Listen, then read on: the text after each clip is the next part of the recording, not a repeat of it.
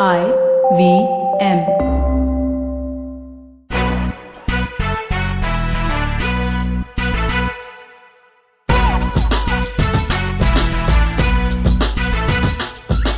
Hello, we're Team Splainer. Welcome to an all-new episode of Press Decode, a weekly podcast where we take Splainer's mission to declutter the news one step further. Check out our newsletter for more stories and follow us at Splainer to keep up with all the fun things we plan for our Splainer fam. So sit back, relax, and don't let the news give you the blues. I'm Sarah, your host for the day, and we have both Prafulla and Wagda on this episode. We have 3 segments for you today. In our big story, we're talking about the controversy around Joe Rogan's Spotify podcast. In our Food for Thought segment, we're going to look at Netflix India's growing woes. And then in our final segment, we will be roasting and toasting our fave and least fave items. All right, let's begin with our big story. So this story might not be big in India right now, but Spotify is big here. And well, this story has implications on that. So to catch you up, Spotify has an exclusive contract with the macho podcast host Joe Rogan to host the Joe Rogan Experience. I wanted to make fun of it, and then Wagda is like, Press Decode's also not the best, most imaginative name. Yes. So I'm just not going to. Which is, anyway, the Joe Rogan Experience is also the most popular podcast on this platform. It is downloaded nearly 200 million times per month and brings in $30 million a year, making him the world's highest earning podcaster. But it has been under pressure from health experts and its own employees who have complained about Rogan's controversial views on everything from transgender persons to COVID vaccines. Yep, he leaves no stone unturned on the offense train. For some examples, his description of watching Planet of the Apes. We walked into the Planet of the Apes. We walked into Africa. We walked in the door and there was no white people. There was no white people. Wow. He also delights in inviting anti-vaxxers as guests. Many of them have been banned from other platforms for spreading misinformation. He's told young people not to bother getting vaccinated and has personally endorsed the use of ivermectin, which is an anti-parasite drug, as COVID treatment, all while claiming he's not an anti-vax person. Now, all this considered, this simmering tension came to a head when music legend Neil Young issued an ultimatum to Spotify. He cited a letter signed by 270 doctors warning of dangerous, life-threatening COVID falsehoods, saying they can have Rogan or Young, not both. Spotify picked Rogan, underlining its great responsibility in balancing both safety for listeners and freedom for creators. Soon, Young's pal and fellow music icon Joni Mitchell followed his lead, and even guitarist Nils Lofgren followed suit. Other than this, there has been dead silence from other musicians and celebrities like the Obamas, who also have Spotify deals. All things considered, Harry and Meghan did issue a statement expressing their concerns about COVID content on Spotify, but again, that was it. In the bargain, Spotify lost $4 billion in market as its shares stumbled after Young's boycott, but eventually it jumped back up by 12%. So that also didn't last very long. Rogan decided to calm the raging controversy by saying, if I pissed you off, I'm sorry. I will, but then I'm just being an ass right now. He didn't say more. I will do my best to try to balance out these more controversial viewpoints with other people's perspectives so we can maybe find a better point of view. Sounds okay, I guess. And Spotify eventually unveiled new content policy rules and will add content advisory labels to episodes, including those by Rogan. So better late than never, I suppose. But all this just points to how our fave streaming service decided to choose Rogan's podcast over music. Does this mean it stopped giving a damn about music, or is it just the sheer popularity that Rogan commands? I think there's plenty of reasons for Spotify to keep Joe Rogan on its roster. For one, like you said, he's insanely popular. I couldn't understand why for the life of me. So I looked up what people had to say, and it just boils down to the fact that, he isn't afraid to talk about controversial topics. Many people say Rogan is objective because he talks about the flip side of what the media is covering. And, he cusses, is blunt when he disagrees with his guests on the show, which is not something that you see often, and does have the presence to pull in an audience. In the first month that he was with Spotify, the Joe Rogan Experience attracted almost 3 million listeners and made up 5% of all podcast listeners in its early days. which is, impressive given that there isn't a particular podcast that has made a cultural impact like a Game of Thrones or Friends, or, just there isn't a podcast that's big enough. Yeah. And, I'm not particularly impressed. I do understand why he's seen as objective because, he's had people like Kanye West on the show, but he also has had Elon Musk and Bernie Sanders. And Musk and Sanders both are famously Twitter rivals. They do not like each other. But then the fact that he calls these people and interviews them probably shows him as, somebody who is able to talk to both sides of the coin. But I don't think that qualifies him to be this paragon of free speech that Twitter touts him to be, especially when he invites anti-vaxxers. And most of the anti-vaxxers that he has invited have famously been banned from several platforms. And yes, the debate around free speech has been beaten to death and then some more. But the issue here is less about censorship or cancel culture and has more to do with misinformation that is at this point in time a public health hazard. And Rogan has had his fair share of controversies, but convincing people that vaccines alter your genes and are more dangerous than actually getting COVID should have warranted at least an advisory from the host platform, being Spotify here. And all of us got COVID in a very short span of time. I think all of us know that is we're fact checking Joe Rogan on the podcast as I speak. But major platforms like Twitter, Instagram, Twitch, YouTube, all these platforms have policies in place for content moderation and have expanded to accommodate COVID-related media. YouTube and Twitch especially have faced lots of backlash for banning creators, no matter how big or small, if they got reported for hate speech and or spreading misinformation in some shape or form. Spotify, on the other hand, has a very vague set of internal guidelines, and they did not change that until this controversy erupted. In response to all this, Neil Young leaving and all the outrage, the company said, we have detailed content policies in place and we've removed over 20,000 podcast episodes related to COVID-19 since the start of the pandemic. As for Rogan's show, Spotify did previously remove 42 episodes, but did not give reasons for the removal. To put it into perspective, that is 42 out of 1,768 episodes of the Joe Rogan podcast. Wow. Yeah. And I don't know whether the Joe Rogan Experience should have been pulled, but should Spotify have better defined its COVID and content policies before being pushed into the hot water? Definitely. But what I know for sure is both Spotify and Rogan are making absolute bank off of the show. I mean, for a fun tidbit, it's not like Neil Young isn't. He told his subscribers, like his fans or whatever, they get 4 months of free Amazon Prime Music, like because of all this. So, and like even Apple Music's been really cheeky. So all in all, it's been great in terms of PR for a lot of people.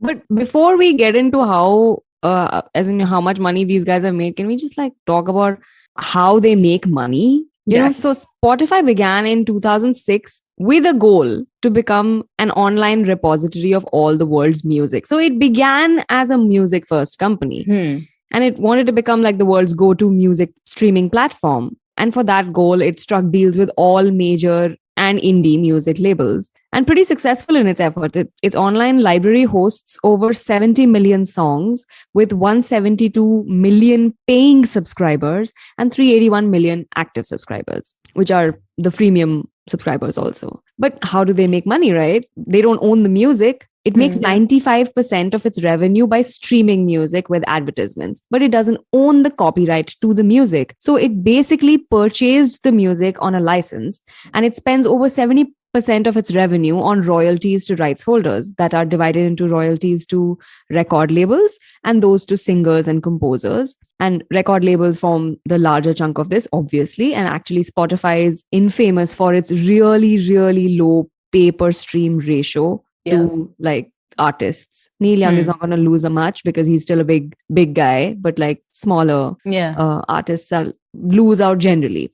Apple Music has better rates in comparison. Anyway, the point is that it doesn't seem like a very good business model. You're paying 70% of what you earn in just content. That's operating expenditure and doesn't even include the other operational expenditure. And it shows in the numbers. Spotify's gross revenue in 2021 was $9 billion, but it reported a loss of $658 million. So the company has never even posted an operating profit. That is so baffling for a company that is as big as Spotify is. But like, I think this is just startup culture. Like everybody runs on nothing. It's just venture capital funding. That's all there is. So it would make sense to own your content in the long run. That's where all the audio content like podcasts come in. And this is why Spotify invested $100 million to license Rogan's show in 2020. Rogan is happy because there's less content oversight. Spotify is happy because it doesn't have to pay a license fee to record labels. So it's basically pivoting to as much content it can own. It might not actually be a music first company in the long run. Yeah, that is interesting because I mean, I guess the first part, right, where I think the outrage was more about the content advisory was just needed because it was about COVID. But on the other hand, Spotify does get to make these decisions for its own economics. Yeah, definitely. Yeah. Anyway, on that note, we come to the end of our first segment. We will be right back after a short break. You're listening to Press Decode on the IVM Podcast Network. Love fighting? We've got you covered. Check out our show, The Fighting Goat, where we, the voices of the internet, Arjun Chipalkatti and Somesh Kamra, bring to you crazy weekly action on your favorite combat show, The Fighting Goat. Be it commentary, breakdown, predictions, analysis of styles and techniques. And of course, your round of favorite fighters. You can listen to us every Thursday on the IVM Podcast app, website, and all major podcast streaming platforms. Hello and welcome back to Press Decode on the IVM Podcast Network. We're Team Splainer, and make sure you follow us at SplainerIn on Instagram and Twitter to keep up with the Splainer fam. So for our Food for Thought segment, we're going to talk about the many woes of Netflix India. In December, Netflix lowered its subscription prices across its plans, bringing its lowest plan to just rupees 149 per month. Its $499 basic plan was cut down to just $199 in India, of course, but it has still not been enough. And almost at the same time, globally, its prices were jacked up. But it's still not been enough for the platform to make enough of a foothold here. The platform subscriber count in India is just 5.5 million versus Amazon Prime Video's 19 million and Disney Plus Hotstar's whopping 46 million. India has more than 75 streaming services already. There are a few hits and many failures. But over the recent past, Netflix India is just not making the cut. To make matters worse, the 2-season prequel to the blockbuster films Bahubali, which is been called Bahubali Before the Beginning, is now being re-evaluated. One of the seasons cost $20 million to make and is already in post-production. But Netflix is apparently unhappy with it and is planning to get in new directors. This story gave rise to all the chatter about Netflix India being in serious trouble. I mean, the Netflix original was announced with much fanfare in 2018, but poof, now they're re-evaluating. And you have to remember, right, the Bahubali franchise is actually one that comprises the country's highest grossing films. Yep. I mean, I have a niece who's like, she's 5 now and she was 2. I think one of her first words included Bahubali. Oh my God. It was God. ridiculous. None of us knew what to do with this. And the chatter about Netflix India isn't just external. Like back in Feb 2018, the platform's CEO, Reed Hastings, claimed that their next 100 million subscribers would come from India thanks to its expanding and cheap internet. Sounds like a decent enough idea. Yeah, made sense at that time. Exactly. But a mere 3 years later, Hastings' bold claims don't sound so likely. On an investor call earlier this year, which could have been on a lighter note or not, he reportedly did say, the great news is in every single other major market, we've got the flywheel spinning. The thing that frustrates us is why we haven't been as successful in India, but we're definitely leaning in there. So the question remains, why does the global platform like Netflix struggle to get a foothold in India, especially when we're the second largest mobile phone market in the world? Yeah, it's really surprising. I mean, first, for a brand that is synonymous with OTT, literally Netflix and chill. I mean, And for such a large, that's less about OTT. but for such a large market, their numbers are really tiny. I mean, yeah, like in 2018, when Sacred Games had just come out, it made waves. Everyone thought this is like the new beginning of and like a new era of cinema, you know? Oh, yeah, the Radhika Apte era. Oh yeah, remember all those jokes? Yeah. Damn funny. But the thing is that we all go to Netflix for its international content like Money Heist and Squid Game and more. And Netflix has the best collection of K-dramas too, wherein I have found myself fully drowning recently. Hello, hometown cha-cha-cha. When I tell you, yes, she has. It doesn't matter what we're talking about. She randomly send these gifs and like, it's weird. It's all up in my head right now. That's all I'm thinking about. Anyway, the problem is that Indian content is very limited on Netflix. Since Sacred Games, we can probably count on our fingers what Indian stuff made only ripples. Honestly, forget waves on Netflix India. What Indian content can you think of that you watched on Netflix? Okay, so I think I'm a bad person for your theory here because I watch anything and everything that comes on Netflix, especially the Indian content. But the last thing I watched was Kapil Sharma's special. But you're right in terms of the ripples, right? Everyone spoke about it for a grand total of 2 days. Yeah. And now they're done, which is not great shelf life. Yeah. Even with things that we hate watch, like Decoupled, Indian matchmaking. Mm. It's Indian matchmaking, you know, people spoke about it longer because it also had an international audience. But Indian audiences like Decoupled, people like dunked on the show and that was it. Yeah. For me, look, I watch like Hindi and Punjabi stuff in Indian content. So when I went through my viewing history on Netflix to see what all stuff I consumed that made ripples, there was Chandigarh Kare Aashiki, there's Mimi, and then there's Haseen Dilruba. And I went as far back as May 2021 to see what I watched. Wow. And I did not enjoy any of these three. But that just might be my subjective opinion, you know? I concur. I concur. Validly so. No, but the only exception that I can think of in Indian content is Minnal Murali, which was actually good, apparently. It was I didn't watch fantastic. It was fantastic. Yeah, that made waves, you know? But that was the only thing that you can't run on that. And it may not be entirely subjective because media research firms have noticed the dearth of good Indian content too. Like Netflix had only one show in the top 15 most watched Hindi shows in OTT in 2021. And that was Kota Factory. The platform is still perceived as an upmarket, expensive service. So then the reduction in their subscription plan makes sense from a market perspective. But the fact is that it's still considered foreign for its content. So only reducing your subscription plan is not going to do it. Prime Video, in comparison, is substantially cheaper and comes with a bundle of services, including shopping benefits on Amazon.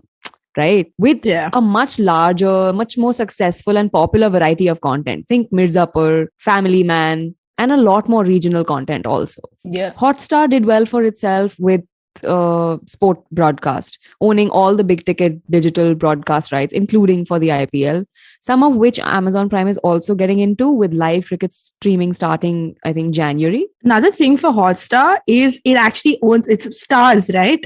So a lot of your Hindi soap operas, they are there. Yeah. So my mom watches a lot of that. She streams a lot of that on Hotstar. Yeah, makes sense. But see, it's pretty simple in my opinion. Like you have this expensive subscription plan that has mostly foreign content. So that's your straightforward answer as to why you're unable to break into Indian mass TV consumption. That's it. Yeah. And, you know, also Netflix hasn't learned how to capture Indian audiences beyond, you know, the people who got drawn in with the brand name in the beginning.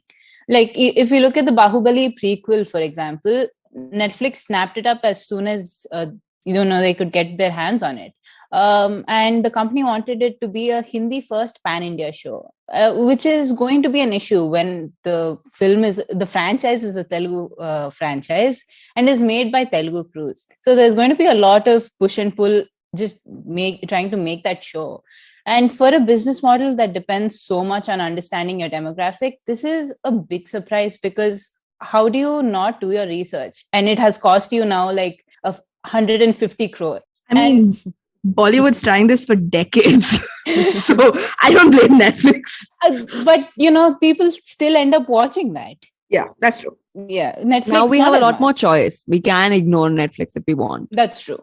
That's true. And with, the Bahubali prequel, the pandemic did, cause production delays. But this is what the showrunners had to say. They hired the wrong people, talking about Netflix, from day one. Despite its diligence, Netflix doesn't seem to be aware about how much money is being squandered in India. So this is like what Sarah said. The show is in post-production, and now they're looking for directors to go in and redo it. And this isn't just an India-only problem. Netflix is suffering around the world. It announced its slowest growth since 2015. And the forecast for Q1 this year was so bad, it caused its stock to decrease by 25%. Oh my God. All this in a year that we've been at home and we've actually been streaming. Exactly. Yeah. And the fact that the forecast was so bad that it just cut down your stock by that much has to say a lot about where you're at. And obviously For then sure. there is the piracy.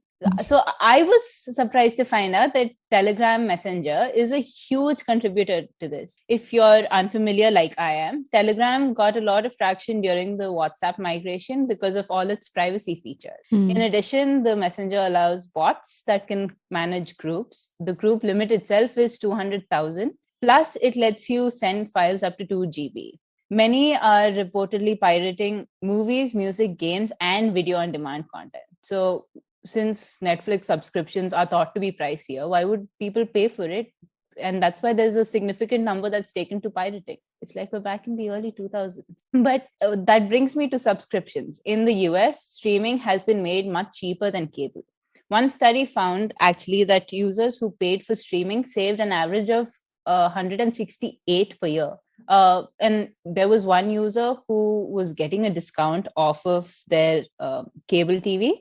But as soon as that discount expired, they switched to streaming because that was much cheaper. They, in fact, were saving like $800 per year just by switching to streaming. But it's obviously not the same in India because even with a price reduction of almost 60%, people are not taking to, paying for the content. People are pirating, and it's seen as upmarket. So we're not used to paying for, paying an entity that we don't know, as opposed to cable operators that you will probably speak to and say, come install this in my house. And executives are optimistic because Brazil and Japan were initially tough markets for them. Including subscription bundles like Airtel and Jio has helped a lot, especially, the way Amazon has done it. But the fact is that Netflix still has tough competition here in India, be it Hotstar, be it Amazon, and I don't think it's getting beat anytime soon. That's true. On that note, we come to the end of this segment. We will be right back after a short break. You're listening to Press Decode on the IVM Podcast Network. Hey everybody, it's been another great week on the IVM Podcast Network. On The Habit Coach, Ashton talks to endocrinologist Dr. Altamash Sheikh. They discuss the various triggers for thyroid diseases and ways to keep our bodies safe from hypothyroidism.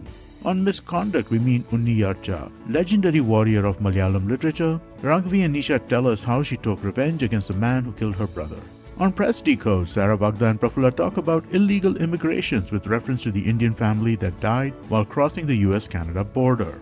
On Ikka Dukka Economy, Abhinav and Dr. Junjunwala discuss the MSP farm law and its repercussions. And on Say No to Drama, Chetna tells us how we can make peace with the bad habits we just can't seem to quit. Also, just one quick announcement for everybody. We would like you to check out the new version of our Android app. It's available on the Play Store. It's a really interesting take on how to listen to podcasts. Do give it a look and let us know what you think. We're open to feedback on all of our social media channels. We're IBM Podcasts on Twitter, Facebook, Instagram, and LinkedIn. Also, do remember, if you're enjoying this show or any of our other shows for that matter, please do tell a friend. Word of mouth really does help. And don't forget to rate us on any of the platforms you're listening to us on. And you can also check us out on YouTube. And we have a number of channels there at ivmpodcast.com/YouTube where you can take a look at them. And finally, we'd like to thank our sponsors this week, Bank of Baroda and CoinSwitch Kuber. Thank you so much for making this possible.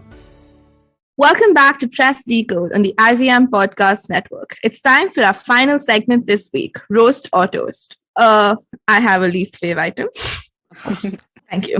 Bring it. A new study by economists who work out of Stanford, MIT, the University of Chicago, etc., have found that working in your PJs gives you 6 extra hours a week because you save basically 60 minutes a day from not commuting, 10 minutes from skipping daily grooming tasks like showering, shaving, putting on clean clothes, or putting on makeup.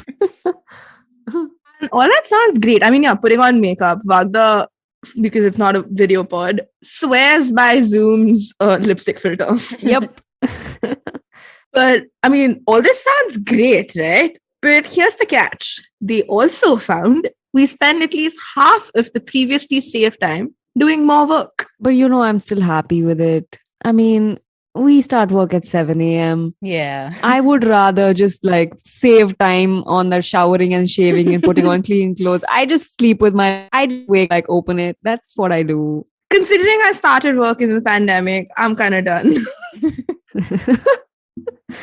Okay, I have a fave item this week, like every week. We carried this illustrated review from the New Yorker as a sanity break in our Tuesday edition, and it was the most amusing restaurant review ever. Obviously, because it was written from the perspective of a dog. The dog writes about the things he enjoys eating while sitting on the kitchen floor, like a napkin, a pen, AirPods, and a Christmas bulb. I'm going to read out the bit that was my favorite, where it reviews a sock. Start quote. If you're confused, that's because this item is actually on the secret menu. You have to ask for it. And by that, I mean find it lying in the corner of the kitchen or about to fall off someone's foot. But when you do find it, it will be well worth the wait. The satisfaction of tearing through a cotton sock and then swallowing it whole is like nothing else. Except for the taste of wool socks, which are exquisite. End quote. This is a very poetic dog. I loved it. It's so adorable. And it reminds me of this book I read long back. It's called The Dalai Lama's Cat by David Michie, which is written from the perspective of His Holiness's pet cat. It's sort of like a self-help book, but the philosophical advice comes from the cat, which I am totally accepting of, as opposed to when it comes from a billionaire tech bro. You get me? Mm. And I also have a fave this week. This is something we carried in the Friday edition as one of our headlines. A new research paper has claimed that octopi and other cephalopods are actually aliens from space. I mean, they look it, but... And this is from a completely serious scientific paper that has been published. And the authors basically say that it rained frozen squid millions of years ago. And these squid then interacted with genomes on Earth, causing genetic mutation. Oh, and a medical researcher from Finland said that there is evidence in the study that might actually make this theory plausible. Wow. I mean, we might as well be living in a Star Trek episode, and I, for one, welcome our alien overlords. Yes. Well, the All budget hail. made me understand that I'm a finance trick. Now this makes me believe that now it's my era to be a science trick. Okay, science chick. Thank you. And that was our show this week. Thank you so much for joining us on Press Decode. You can catch us every Thursday on the IVM Podcast Network. And guys, please remember, don't let the news give you the blues.